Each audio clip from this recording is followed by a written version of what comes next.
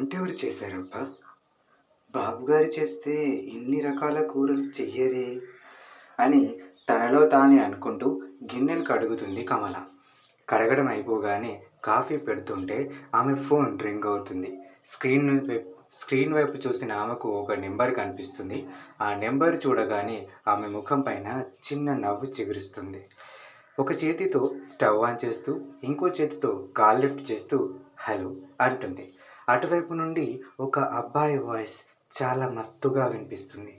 హే, రాత్రి తాగింది దిగలేదా అని నవ్వుతూ అడిగింది కమల. సంభాషణ సాగుతుండగానే జగదీశ్వరి దేవి పిలుపు వినిపించడంతో చిరాకుగా, అబ్బా, ఈ ముసలిది ఉన్నంత వరకు నాకు ప్రశాంతతే ఉండదు అని తిట్టుకుంటూ, నేను తర్వాత కాల్ చేస్తా, బాయ్ అని నవ్వుతూ చెప్పి ఒక ముద్దు పెట్టి కాల్ కట్ చేస్తుంది. జగదీశ్వరి దేవి దగ్గరకు వచ్చి, పిలిచారా అమ్మగారు అని వినయంగా అడుగుతుంది. జగదీశ్వరి చాలా హుషారుగా, ఇవాళ బ్రేక్ఫాస్ట్ ఏం చేస్తున్నావు అని సమాధానమిస్తూ ప్రశ్నిస్తుంది. ఆమె అంత హుషారుగా మాట్లాడడం చూసిన కమల, ఎప్పుడూ చేసేవే, ఈరోజు కొత్తగా అడుగుతున్నారేంటి అని అనుమానంగా అడుగుతుంది.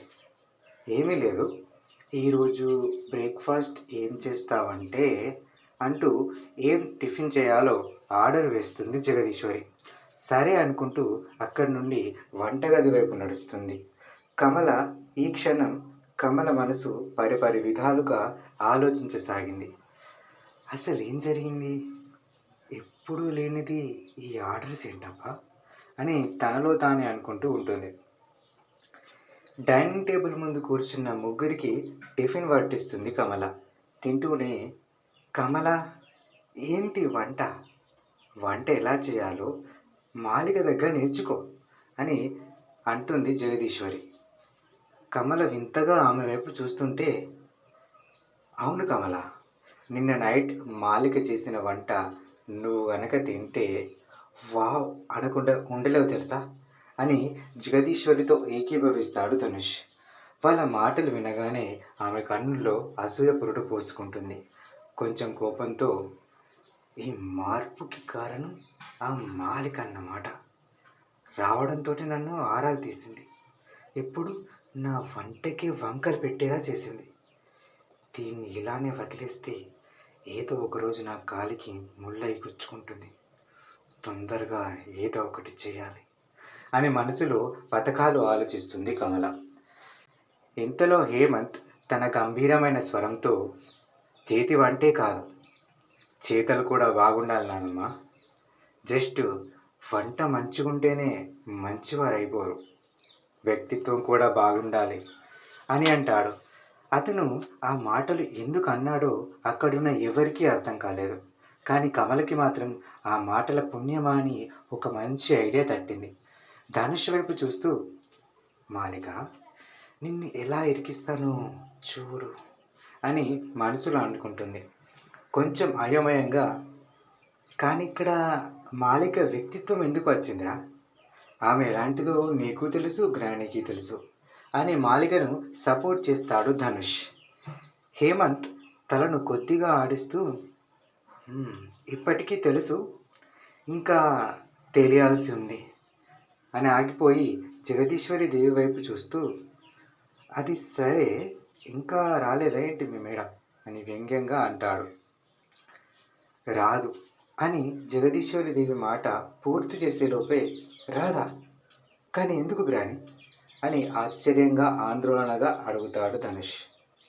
అతని వైపు కోపంగా చూస్తూ, రాదు అంటే ఇవాళ రాదని, ఏదో అర్జెంట్ పనంట పొద్దున్నే నాకు ఫోన్ చేసి చెప్పింది అని తన మాటను పూర్తి చేస్తుంది జగదీశ్వరి. అది వినగానే ధనుష్ ప్రశాంతంగా ఊపిరి పీల్చుకున్నాడు. కానీ కమల ముఖం మాత్రం మబ్బులు కమ్మిన చంద్రుల్లా తయారైంది. కొన్ని క్షణాల క్రితం జగదీశ్వరి దేవి మాట విన్నప్పుడు ఆమె మనసులో ఆనందం ఉప్పొంగింది. మళ్ళీ అదే జగదీశ్వరి తన మాటను పూర్తి చేయగానే ఆమె ముఖం వాడిపోయింది. కమల, ఈరోజు నువ్వు మొత్తం ఇక్కడే ఉండాలి, ఓకేనా అని హేమంత్ బేస్ వాయిస్తో అనగానే తలూపుతుంది కమల. కమల ఎలాంటి ప్లాన్ అమలు చేయబోతుంది?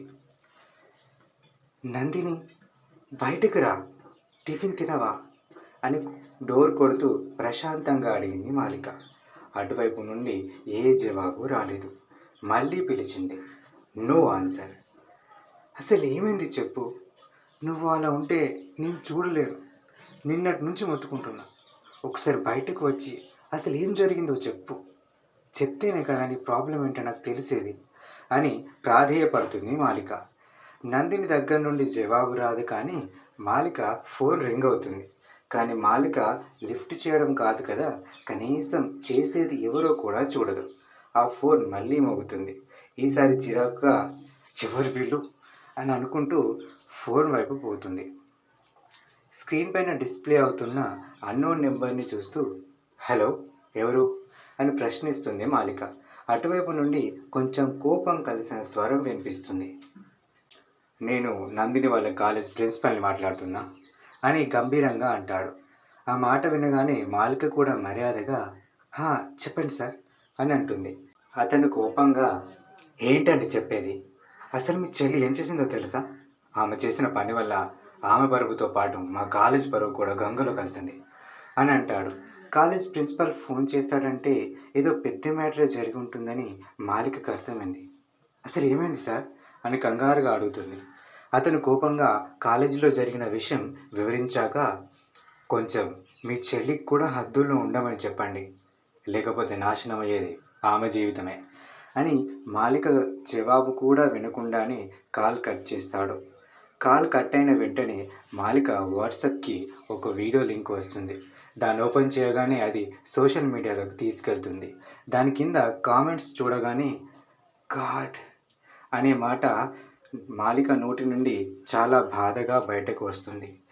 అప్పుడు అర్థమవుతుంది ఆమెకు నందిని ఎందుకు కనీసం రూమ్ నుండి బయటికి కూడా రావడం లేదు. ఆమె కూడా ఏడుస్తూనే నందిని అని నందినిలో ధైర్యం నింపడానికి ట్రై చేస్తూ ఉంటుంది.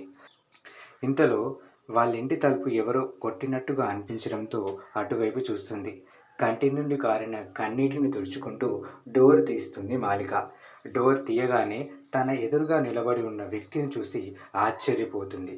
మరుక్షణమే ఆ ఆశ్చర్యం కోపంగా మారుతుంది. అదే కోపంతో నువ్వెందుకు వచ్చావు అని అంటుంది ఆక్రోశంగా.